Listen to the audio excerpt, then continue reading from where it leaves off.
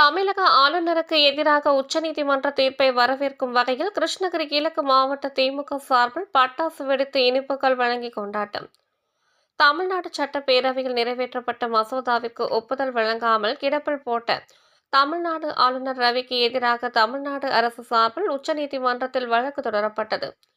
இந்த வழக்கின் தீர்ப்பை நீதிபதிகள் பத்திவாலா மற்றும் மகாதேவன் ஆகியோர் இன்று வழங்கினர்.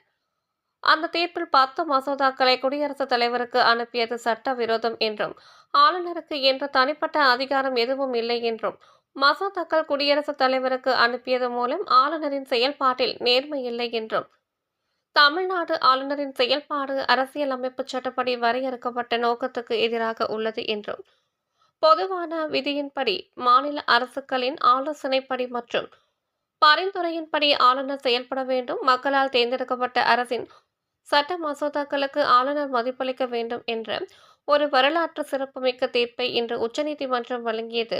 உச்சநீதிமன்றம் வழங்கிய இந்த தீர்ப்பை கொண்டாடும் வகையில் கிருஷ்ணகிரி கிழக்கு மாவட்ட திமுக சார்பில் கிருஷ்ணகிரி ரவுண்டானாவில் பட்டாசு வெடித்து இனிப்பு வழங்கி கொண்டாடப்பட்டது.